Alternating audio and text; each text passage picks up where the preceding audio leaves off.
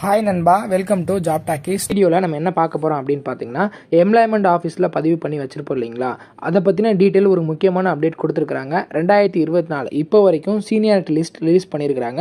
அந்த லிஸ்ட்டில் உங்கள் பேர் இருக்கான்னு செக் பண்ணுங்கள். ஸோ செக் பண்ணுறதுக்கு தான் அந்த வீடியோவில் எப்படி செக் பண்ணுறது அப்படின்றத நம்ம பார்க்க போகிறோம். ஸோ அப்படி லிஸ்ட்டில் உங்கள் பேர் இருந்துச்சு அப்படின்னா 2024 கண்டிப்பாக அரசு வேலை உறுதிங்க.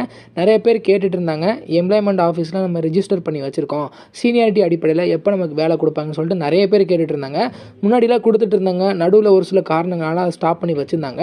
ஸோ இதில் இப்போது லிஸ்ட் ரிலீஸ் பண்ணியிருக்கிறாங்க. அதாவது நேம் லிஸ்ட்டு, யார் யார் பேர்லாம் சீனியாரிட்டி லிஸ்ட் படி இருக்குது அப்படின்றத ரிலீஸ் பண்ணியிருக்காங்க. ஜஸ்ட்டு வந்து பார்த்திங்கன்னா என்ன கொடுத்துருக்குறாங்க, இப்போ லிஸ்ட்டில் யார் யாரோட பேர் இருக்குது, சீனியாரிட்டி வந்து நம்ம எப்படி பார்க்குறது, ஒவ்வொரு மாவட்டத்தும் தனித்தனியாக எப்படி செக் பண்ணுறது அப்படின்றத வீடியோவில் முழுமையாக பார்க்க போகிறோம். வீடியோவை கொஞ்சம் கூட ஸ்கிப் பண்ணாமல் பாருங்கள். இதே மாதிரி அடுத்தடுத்து வேலைவாய்ப்பு பற்றிய செய்திகளை உடனுக்குடன் தெரிஞ்சுக்க நம்ம ஜாப் டாக்கீஸ் சேனலை மறக்காமல் சப்ஸ்கிரைப் பண்ணி வச்சுக்கோங்க. முடிஞ்ச அளவுக்கு இந்த வீடியோவை நிறைய பேருக்கு ஷேர் பண்ணி விடுங்க. வாங்க தற்போது வீடியோக்குள்ளே போகலாம். நம்ம பார்க்கக்கூடிய லிஸ்ட் அதுக்கான அஃபிஷியல் வெப்சைட் இது தாங்க. ஸோ இங்கே கொடுத்துருக்குறாங்க பாருங்கள், government.in எம்ப்ளாய்மெண்ட் அப்படின்னு சொல்லிட்டு எம்ப்ளாய்மெண்ட் நம்ம தமிழக அரசோட அஃபிஷியல் வெப்சைட்டில் தான் நம்ம பார்க்க போகிறோம். ஸோ இப்போ வரைக்கும் நீங்கள் இதில் லாகின் பண்ணியிருக்கீங்க, ரெனியூவல் பண்ணியிருக்கீங்க, இல்லை ரெனியூவல் பண்ணாமல் இருக்கீங்க அப்படின்னா இங்கே ஒரு ஆப்ஷன் இருக்கும், click here for employment online சொல்லிட்டு. ஸோ அதை நம்ம கிளிக் பண்ணோம் அப்படின்னா நெக்ஸ்ட்டு ஒரு பேஜ் வந்து ஓப்பன் ஆகும். இதில் லாகின் டீட்டெயில்ஸ் கேட்குறாங்க இல்லைங்களா, யூசர் ஐடியில் உங்களோட ரெஜிஸ்ட்ரேஷன் நம்பர், அதாவது எம்ப்ளாய்மெண்ட் ஆஃபீஸில் பதிவு பண்ணி வச்சிருக்கக்கூடிய அந்த நம்பர், பாஸ்வேர்டு வந்து பார்த்தீங்கன்னா உங்களோட டேட் ஆஃப் பர்த் தாங்க. ஸோ இதை போட்டு நீங்கள் ரெனியூவல் பண்ணாலும் பண்ணிக்கலாம். அதே மாதிரி இங்கே கொடுத்துருக்குறாங்க, புதுசாக வர்றவங்க பதிவு பண்ணுறவங்க நியூ யூசர் கொடுத்து பதிவு பண்ணிக்கலாம்.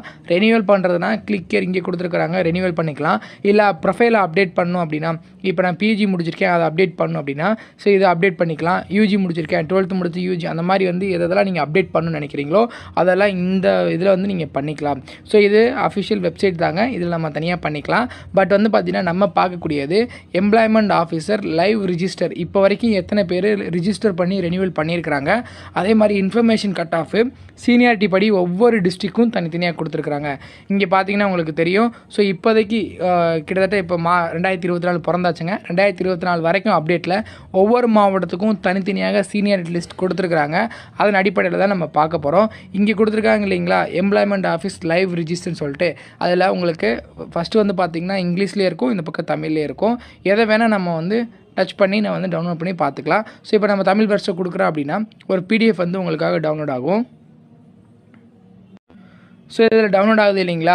ஸோ இதில் கொடுத்துருக்குறாங்க பாருங்கள், டோட்டலாக 64 லட்சம் பேர் வேலைவாய்ப்பு அலுவலகத்தில் இப்போ வரைக்கும் பதிவு பண்ணி வச்சுருக்காங்க.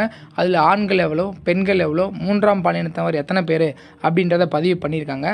அதே மாதிரி அதில் 18 வயதுக்குட்பட்ட பள்ளி மாணவர்கள், 19 முதல் 30 வரை உள்ள பல தரப்பட்ட கல்லூரி மாணவர்கள், 31லேருந்து 45 வயது வரை உள்ள அரசு பணி வேண்டி காத்திருக்கும் வேலை நாடுபவர்கள், அதே மாதிரி 46 வயது முதல் 60 வயது வரை முதிர்வு பெற்ற பதிவுதாரர்கள், 60 வயதுக்கும் மேற்பட்டவர்கள், இத்தனை பேர் இதில் இருக்கிறாங்க. ஸோ இதெல்லாம் இவங்க எம்ப்ளாய்மெண்ட் ஆஃபீஸில் தற்போது வரைக்கும் பதிவு பண்ணி ரெனியூவலும் பண்ணிட்டு வராங்க. ஸோ இதோட இம்பார்ட்டன்ஸ் நீங்கள் எங்கே பார்ப்பீங்க அப்படின்றத நான் சொல்கிறேன். ஸோ அதே மாதிரி இப்போ வரைக்கும் எத்தனை பேர் இதில் பதிவு பண்ணியிருக்காங்க, எல்லா டீட்டெயிலும் இதில் இருக்குது. மாவட்ட வாரியாக இருக்குது, ஒவ்வொரு ஏரியா வாரியாக இருக்குது, ஒவ்வொரு வந்து நீங்கள் பட்டப்படிப்பு வாரியாக இருக்குது, எல்லாமே நம்ம பார்த்துக்கலாம். ஸோ இதை நான் சொன்னேன் இல்லைங்களா, இதோட எஃபெக்ட் எப்போ தெரியும் அப்படின்னா, நம்ம டிஸ்ட்ரிக்டில் ஒவ்வொரு மாவட்டத்துலேயும் இப்போ நீங்கள் பார்த்தீங்கன்னா உங்களுக்கு தெரியும், மாவட்ட கலெக்டர் ஆஃபீஸ் வேலை, விஓ ஆஃபீஸ் வேலை, அதுக்கப்புறம் மேக்ஸிமம் வந்து பார்த்திங்கன்னா தாலுகா ஆஃபீஸ் வேலை, மாநகராட்சி வேலை, இந்த மாதிரி வேலைகள் நிறையா தற்போது வந்து பார்த்திங்கன்னா ரிலீஸ் பண்ணிகிட்ருக்காங்க. ரேஷன் கடை வேலை எல்லாமே கொடுத்துட்ருக்குறாங்க.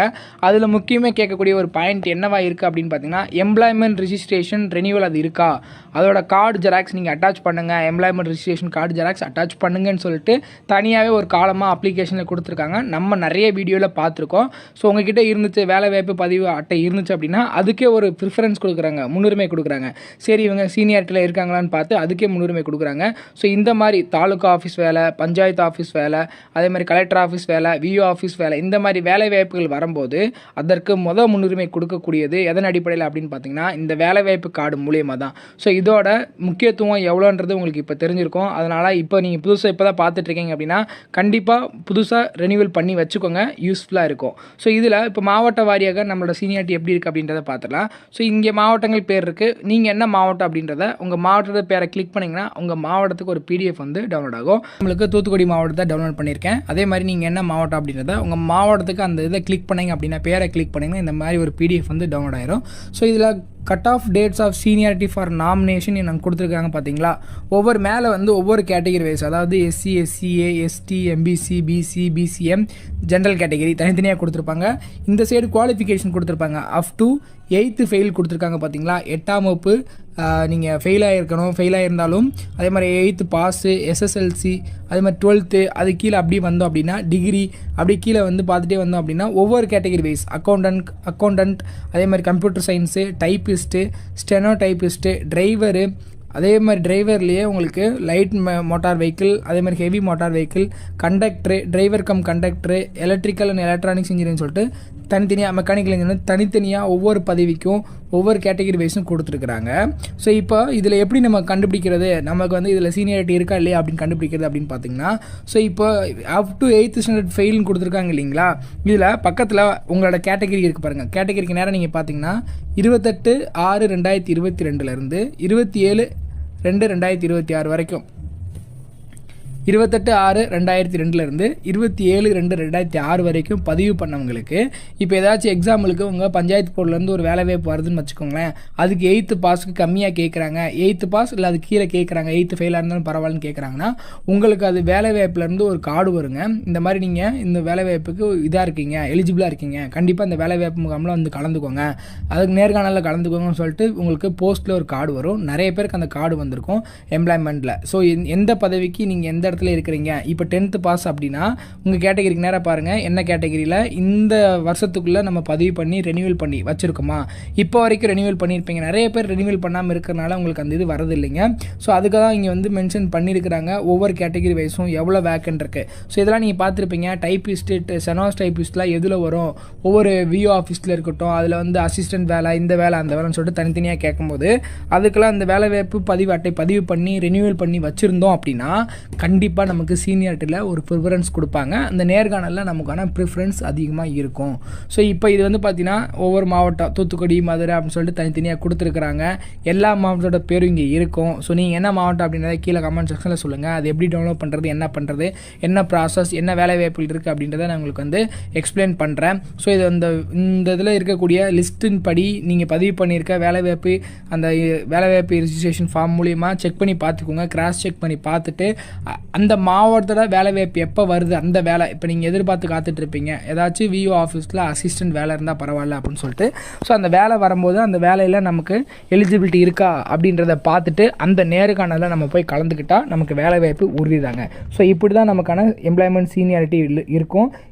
இதன் அடிப்படையில் தான் நமக்கு வந்து ஜாப் கிடைக்கும். நம்ம வீட்டில் சும்மா உட்காந்துட்டு இருக்கோம், சீனியாரிட்டி இருக்குது எனக்கு வேலை கொடுத்துருவாங்க அப்படின்னா அப்படிலாம் கிடையாதுங்க. ஸோ நம்மளுமே அந்த நேர்காணலில் போய் கலந்துக்கணும். எப்போ வருது என்ன வருது நம்ம செக் பண்ணிகிட்டே இருக்கணும். ஸோ அதனால் நீங்கள் என்ன மாவட்டம் அப்படின்றத செக் பண்ணிகிட்டே இருங்க. உங்கள் மாவட்டத்துக்கு தனித்தனியாக வேலை வாய்ப்புகள் வரும்போது நான் அப்டேட் பண்ணிட்டு தான் இருக்கேன். ஸோ நீங்கள் என்ன மாவட்டம்னு சொன்னீங்கன்னா உங்கள் மாவட்டத்துக்கு அந்த வேலை வாய்ப்புகள் வந்திருக்கா வரலையான்ற அப்டேட்டும் உடனுக்குடன் நான் கொடுத்துட்றேன். நீங்களும் உடனே அப்ளை பண்ணிக்கலாம்.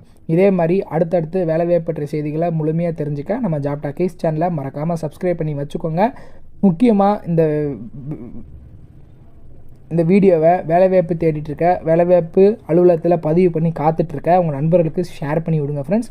கண்டிப்பாக யாராவது ஒருத்தவங்களுக்கு ரொம்ப பயனுள்ளதாக இருக்கும். வீடியோ பிடிச்சிருந்துச்சுன்னா மறக்காமல் லைக் பண்ணிவிடுங்க. முக்கியமாக சப்ஸ்கிரைப் பண்ணிவிடுங்க. நீங்கள் பண்ணக்கூடிய ஒவ்வொரு ஆதரவும் அடுத்தடுத்த வீடியோ பண்ணுறதுக்கு ரொம்ப மோட்டிவேஷ்னலாக இருக்குங்க. தேங்க்யூ.